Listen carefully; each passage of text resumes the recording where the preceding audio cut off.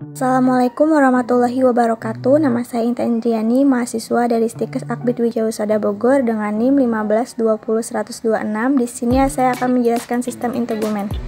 Selanjutnya, pengertian sistem integumen. Integumen berasal dari bahasa Latin integumentum yang berarti penutup. Sesuai dengan fungsinya, sistem integumen menutupi organ dan jaringan dalam manusia dari kontak luar. Bagian dari sistem integumen yaitu kulit, rambut, kuku, dan kelenjar-kelenjar. Selanjutnya yaitu kulit. Kulit adalah suatu organ pembungkus seluruh permukaan tubuh. Berat kulit pada orang dewasa 2,5 sampai 3,6 kg, luasnya 1,5 sampai 1,9 meter dan tebal 0,5 mm sampai 6 mm sesuai dengan jenis kelamin dan usia. Lapisan kulit terdiri dari epidermis, dermis, dan hipodermis. Lapisan pertama adalah epidermis. Epidermis adalah lapisan kulit yang sangat tipis dan tidak memiliki pembuluh darah. Luas permukaannya sekitar 18 meter. Epidermis ini memiliki beberapa lapisan, yaitu lapisan epidermis yang pertama adalah melanosit, yaitu sel pigmen. Hormon perangsang melanosis adalah MSH atau melanosis stimulating hormone. Yang kedua yaitu sel Langerhans adalah makrofag yang berfungsi mencegah kanker. Selanjutnya adalah sel Merker, yaitu sel yang berfungsi sebagai mekanoreseptor sensorik dan berhubungan dengan fungsi sistem neuroendokrin. Lalu ada keratinosit, adalah lapisan eksternal kulit yang tersusun dari keratinosit zat tanduk. Lapisan ini akan berganti 3-4 minggu. Lapisan yang pertama adalah lapisan korneum. Lapisan ini adalah lapisan kulit yang paling luar, terdiri atas beberapa lapis sel gepeng yang mati tidak berinti. Protoplasmanya telah berubah menjadi keratin atau zat tanduk, terdiri dari 15-30 lapisan sel keratin. Yang kedua adalah stratum lucidum, adalah stratum yang terdapat di bawah stratum corneum yang protoplasmanya berubah menjadi protein eledin. Nah, terdapat di telapak tangan dan telapak kaki. Selanjutnya, stratum granulosum adalah stratum yang terdiri dari 2-4 lapis sel gepeng yang sitoplasmanya berisikan granul keratohyalin. Nah, terdapat pada telapak tangan dan telapak kaki. Selanjutnya, stratum spinosum adalah lapisan yang paling tebal 0,2 mm yang terdiri dari 5-8 lapisan. Nah, memproduksi keratin dan terdapat sel Langerhans. Selanjutnya, stratum basal adalah lapisan epidermis yang paling dalam yang berkontak dengan dermis. Nah, terdiri dari sel pembentuk melanin yang menghasilkan pigmen atau warna kulit.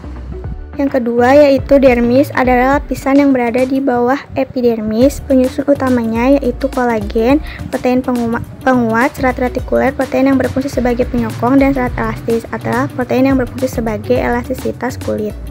Selanjutnya ada hipodermis, adalah jaringan ikat di bawah kulit yang mengandung jaringan lemak, pembuluh darah, dan limpa yang berfungsi sebagai pertahanan ketika ada benturan suhu tubuh, dan menyimpan cadangan makanan. Selanjutnya yaitu fungsi kulit. Yang pertama proteksi atau melindungi kulit dari bakteri, virus, dan paparan zat kimia. Yang kedua yaitu absorpsi atau menyerap. Kulit tidak dapat menyerap air, tetapi dapat menyerap material laut lipid seperti vitamin A, D, E, K, obat-obatan, oksigen, dan karbon dioksida. Ketiga yaitu regulasi atau pengatur panas. Kulit berkontribusi terhadap pengaturan suhu tubuh. Yaitu ekskresi atau pengeluaran zat sisa metabolisme yang tidak diperlukan lagi oleh tubuh seperti kelenjar, keringat, dan kelenjar minyak. Yang kelima yaitu persepsi atau peraba, bereaksi terhadap rangsangan panas dan sensasi dingin. Yang keenam yaitu pembentukan pigmen, mempengaruhi warna kulit seseorang. Yang ketujuh adalah keratinisasi, adalah proses regenerasi kulit. Nah, selanjutnya ada kelenjar keringat atau glandula sudorifera, adalah kelenjar yang berfungsi menghasilkan keringat yang dikeluarkan melalui pori-pori. Kelenjar ini terbagi menjadi dua, ekrin dan apokrin. Ekrin adalah kelenjar yang tidak berbau, sedangkan apokrin adalah kelenjar yang berbau tidak sedap. Kelenjar yang kedua adalah kelenjar minyak atau glandula sebacea, kelenjar mikroskopik di bawah kulit yang menghasilkan minyak atau sebum. Selanjutnya, kelenjar ceruminosa adalah kelenjar apokrin khusus pada meotus auditorius yang memproduksi cerumen atau kotoran telinga. Selanjutnya adalah kuku, bagian tubuh yang tumbuh di ujung jari. Anatomi kuku, yang pertama matriks kuku, adalah pembentuk jaringan kuku yang baru. Yang kedua akar kuku. Akar kuku adalah bagian posterior kuku. Lempeng kuku adalah bagian tengah kuku yang dikelilingi oleh dinding kuku. Keempat, lunula adalah bagian lempeng kuku yang berbentuk bulan sabit dan berwarna putih.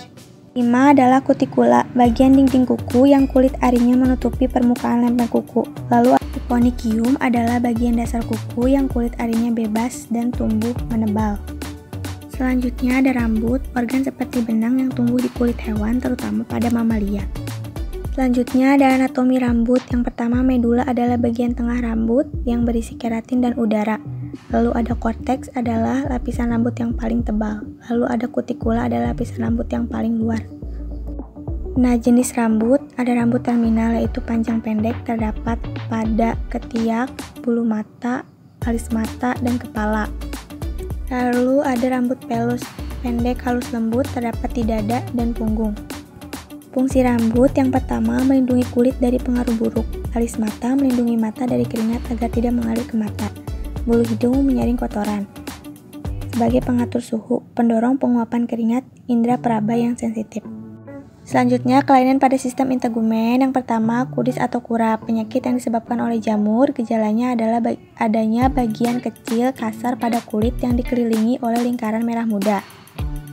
Yang kedua yaitu panu, penyakit yang disebabkan oleh jamur yang ditandai oleh adanya bercak merah, putih, dan coklat. Ketika berkeringat terasa gatal. Panu ini sering terjadi pada usia remaja, tetapi tidak menutup kemungkinan panu terjadi pada usia dewasa. Sekian penjelasan dari saya, kurang lebihnya mohon maaf. Wassalamualaikum warahmatullahi wabarakatuh.